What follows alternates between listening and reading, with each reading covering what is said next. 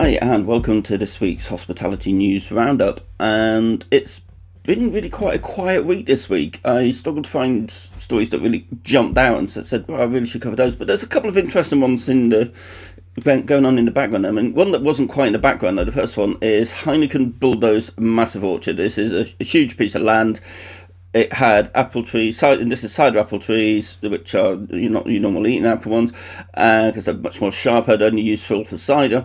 These trees were in bloom, so they were providing lots of food for bees and other wildlife. They were home to lots of migratory birds, and Heineken bulldozed it. Now, Heineken own Bulmers, and it's one of the largest cider producers.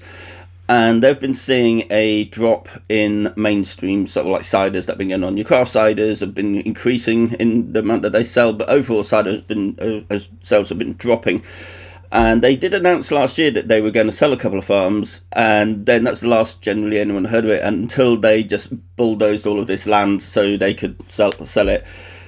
And it does make you wonder, why did they not try selling it first with the apple trees still on it? Was it they're afraid that somebody else might want to use them? Or is it easier to sell without them on there? And they claim that they've done all of this within the Wildlife Act, but Heineken don't have a great reputation all around the world of actually sticking within the spirit of the law. Sometimes they'll look at the letter of it, sometimes they just ignore it completely, allegedly. So I don't really believe that they have, and I think that should be looked at because it's a bad precedent to set. So especially at the moment when we are kind of getting into a bit of an ecological problem in the UK at the moment, and this leads nicely on to the next story with the weather that we've been having. It's been raining again, and farmers have got to the point now where they are struggling to get grain planted. Now, this is the news that came out today. This week was we are going to see a likely increase in the cost of beer because of the grain that we need to make beer is going up. The production volumes of grain are looking to be down by about 17% on last year's production. Now, this isn't great. That's quite a large amount when you think about it. And the malt for brewing has gone up in price by about 50% over the last 5 years already. It's already expensive. Importing the grain is getting harder because other countries need it, and Germany itself has been having droughts for quite a few years, and it needs all of the grains that it's able to produce over there. So it's getting harder and harder to import grain into the country. We are quite reliant on what we have here for the majority of the base malt that we use, and with such a huge reduction in the amount that's available, this will hit prices and we will see beer going up. And it's not just beer, this is anything that uses grain, so all of your flours, all your cakes, your biscuits, all of that price is going to go up unless something is done very quickly about this. Now, farmers are looking into different crops that they can sort of like breed to suit this new climate better, and there's different farming techniques to help the soil drain, and they need to do it as quickly as they possibly can, and there's some great work been done on that, but it's something that's ticking along in the background. Now on to our next story, and this is Greene have announced that they're closing their Bury St Edmunds brewery, and they're moving brewing production to the outskirts of Bury St Edmunds, where they've already got a packaging facility. This is almost exactly the same as what Robinsons were doing in Stockport. They've got the new site that they're fitting out, and they'll be moving production over there. It's much more modern equipment, much more efficient. And as Greene said, it allows them to focus on the newer beers, the craft fizz, I believe somebody was quoted as saying on that. So that's kind of the main story that's been put out there. But the one that sits under that is part of the new facility allows them to keep their focus on cask by producing smaller batches. Now, this is a little bit on the strange side. It tells a much bigger story than they've actually announced. So part of what they've bought is an automatic filling line for pins. So most beer comes out into pubs in firkins, which is sort of like 9 gallons, 40-ish litres. A pin is half the size of that, 4.5 gallons. Now, this new facility will allow them to automatically fill those. Currently they do it by hand. The Kildekins, the double size and the standard size are all done automatically. Pins are generally used when beer isn't selling quickly. So you don't want the beer to go off, so you want a fresh cask all the time. Now, a few years ago, Wetherspoons put out a note to their suppliers asking which ones of those were able to supply in pins so they could keep the wide range on without actually selling as much beer as they were doing. To see Greene doing this is a massive move. They bought all the containers as well, all the new pins. They're setting up to automatically fill the pins.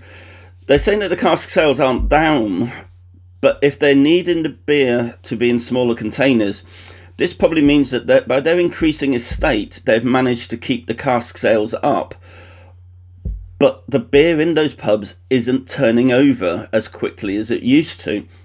So if it wasn't for their much increased estate, it could well be that they would be not keeping their eye on cask. They might just be dumping it all together or making it a much more specialist thing for a few of the places. So that's an underlying story there that's well worth keeping an eye on to see how that goes and see how it goes overall for the industry, with more and more of the bigger breweries focusing on casks and some of the bigger pub chains focusing on pins, that is, not rather than firkins. So that's something that we kind of need to keep an eye on in the industry to see where it's actually going, because people turn around saying that cask sales are declining.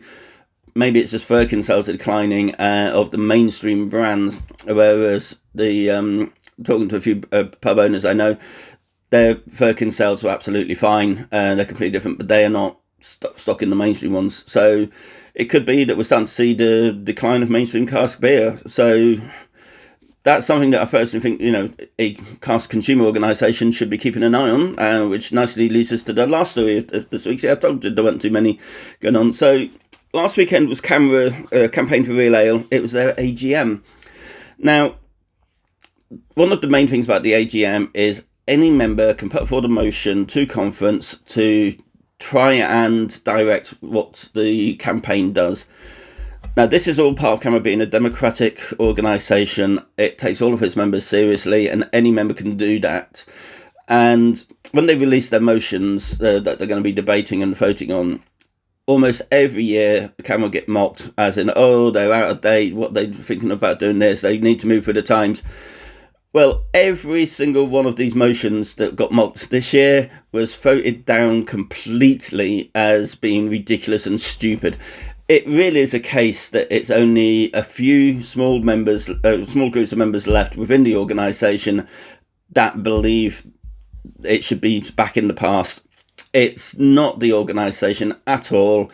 There's a lot going on behind the scenes that I've seen that look really quite good, and I think we're going to start seeing CAMRA in a different light over the next few years. But it really is a case, I think, unless it comes from CAMRA HQ as an official thing, and even then some of those are a bit knee-jerky, but we shouldn't believe everything that you see about it just because a CAMRA member said this, because it's one person, it really is, and it's given them a bad name, and they are dealing with it. So, but it was interesting seeing how well voted down these were. There's only one vote at conference that actually needed the tellers to check it, and that was whether or not they're going to have their monthly newspaper sent out in the post again, and that I think that got voted down, but it was quite a close one. So yeah, there was nothing daft about it all, but it was quite interesting to watch the votes come in there. And so that's it for this week. It's not really a big news week. I'm not covering things like this pub was closed or this brewery maybe have gone into administration. Lots of places are covering all those. I'm trying to keep just to the news behind the news, as it were, so you see how it affects the whole industry. But given the amount of breweries that we are losing now and the amount of administrations that we're seeing and being bought out there, I might have a look into that and see how it's actually looking. But that's for a future day. So anyway, cheers.